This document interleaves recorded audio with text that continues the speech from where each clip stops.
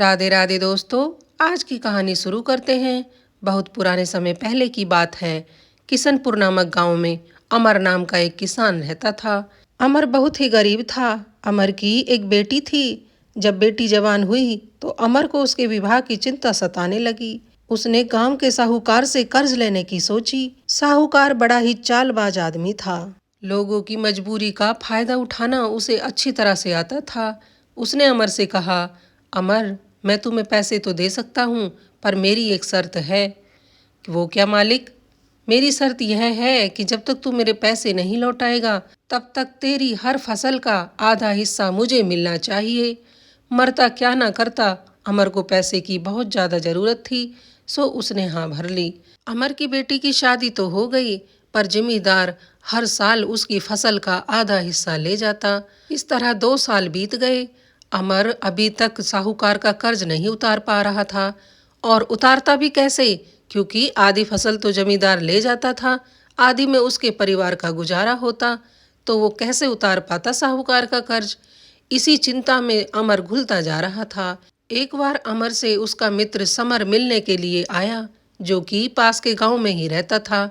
Summer बहुत ही बुद्धिमान और मेहनती आदमी था। उसके पास धन धान्य की कोई कमी नहीं थी।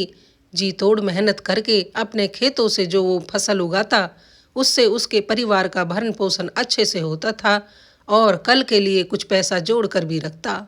उसने समर की ऐसी हालत देखी तो अमर से पूछ ही लिया, अमर भाई, क्या हुआ? देख रहा हूँ दिन पर दिन कमजोर होते जा रहे हो। कोई चिंता है तो मुझसे कहो, ना जाने मैं तुम्हारी कोई मदद ही कर दूं। अमर ने कहा, समर, जो चिंता मुझे खाए जा रही है उसमें मेरी कोई मदद नहीं कर सकता। पर समर भी पूरा जिद्दी था।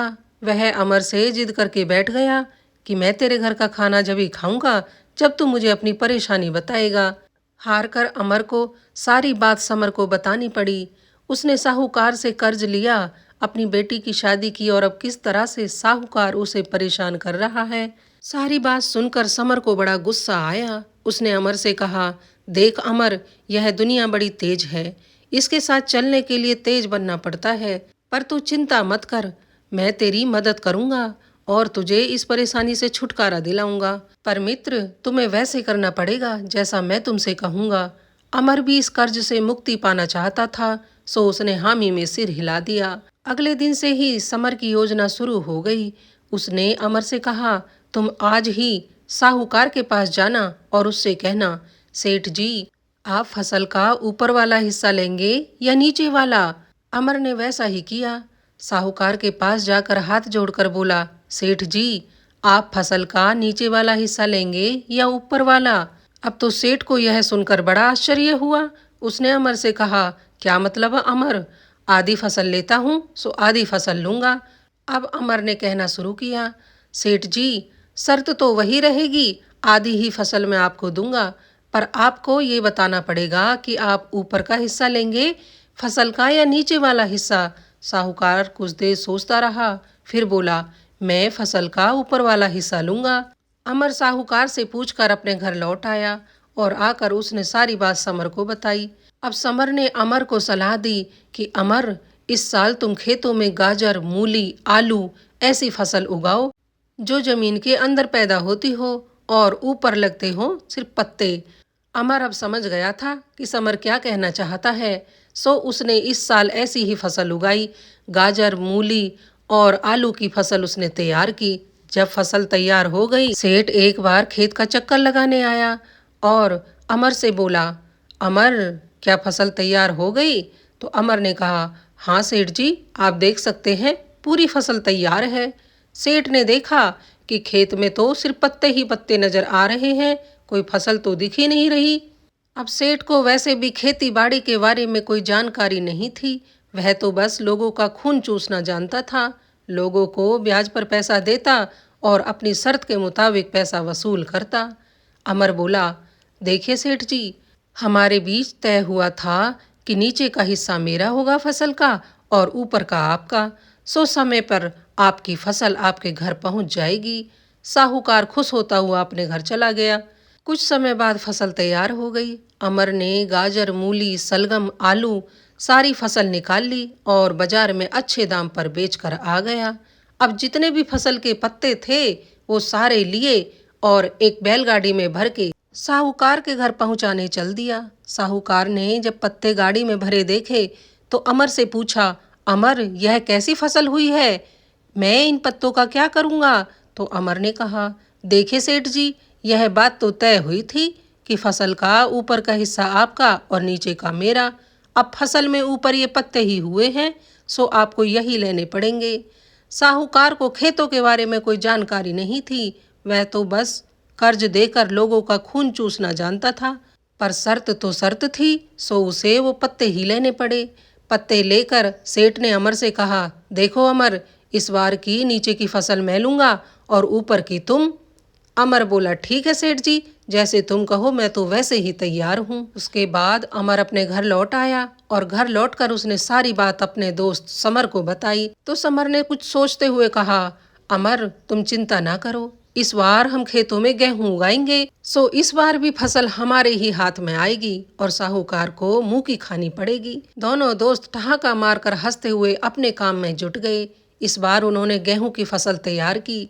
जब फसल तैयार हो गई तभी साहूकार खेतों का जायजा लेने के लिए अमर के खेतों पर पहुंचा और बोला, अमर, याद है ना, इस बार फसल का नीचे का हिस्सा मेरा और ऊपर का तुम्हारा। अमर ने हंसते हुए कहा, हाँ हाँ सेठ जी, याद है। जैसे ही फसल कट जाएगी आपका हिस्सा आपके घर पहुंचा दूंगा। सेठ यह सुनकर वहां से चला गया। फसल कटी, गेहूं निकला। अमर ने गेहूं को बोरे में भर के बाजार में बेच दिया और कुछ अनाज अपने बच्चों के लिए घर में रख दिया और भूसे को बैलगाड़ी में भर के साहूकार के घर पहुंचाने चल दिया और साहूकार के घर के आगे चबूतरे पर सारा भूसा उलेट दिया। अब साहूकार का तो गुस्सा सातवें आसमान पर चढ़ गया। अमर, यह क्या भूसा? इस भूसे का मैं क्या करूंगा? तो अमर ने कहा, सेठ जी, शर्त तो शर्त है। आपने ही बोला था कि इस बार फसल का नीचे का हिस्सा आप लेंगे, सो ये भूसा आपको लेना ही पड़ेगा। अब साहूकार क्या ही करता, बेचारा अपना सा मुंह लेकर रह गया।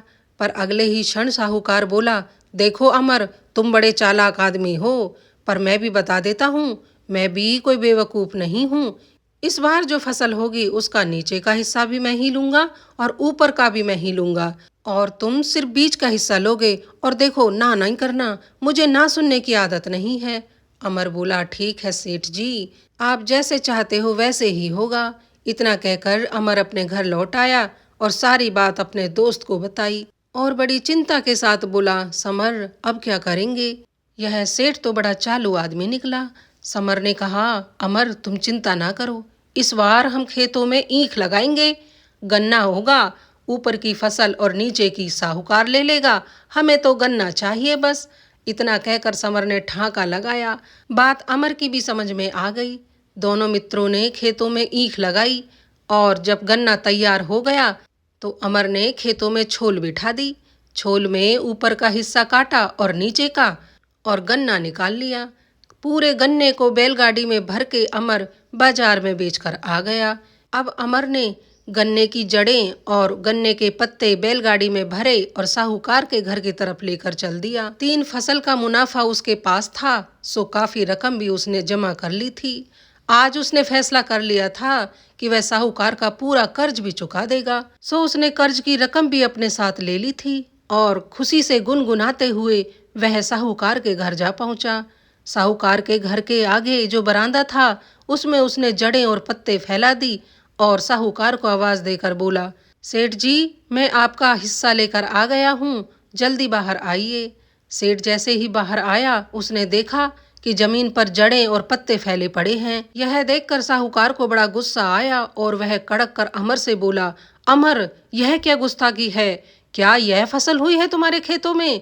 तो अमर बोला, हाँ साहूकार जी, यही तो हुई है मेरे खेतों में फसल, और सेठ जी, शर्त के मुताबिक यह आपको लेनी ही पड़ेगी और आज मैं आपका कर्ज मुक्त भी होना चाहता हूँ।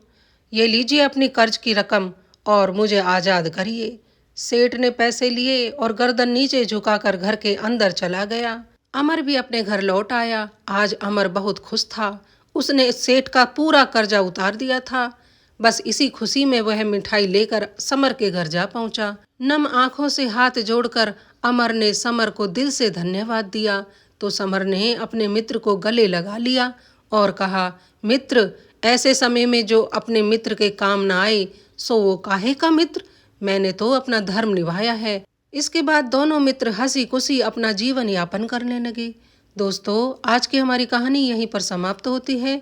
आज की कहानी आपको कैसी लगी कृपया कमेंट करके हमें ज़रूर बताएं और कहानी अगर थोड़ी सी भी अच्छी लगी हो तो एक लाइक कर दें। यदि चैनल पर पहली बार आए हैं तो चैनल को सब्सक्राइब कर लें और हमारी वीडियोस को ज़्यादा से ज़्यादा शेयर करें। हमारे सभी श्रोताओं के अन्न धन भंडार भरे रहें, सब सुखी और स्वस्थ रहें। इसी प्रार्थना के साथ मैं सीमा यदुवंशी आप सबसे विदा लेती हूँ। राधे राधे।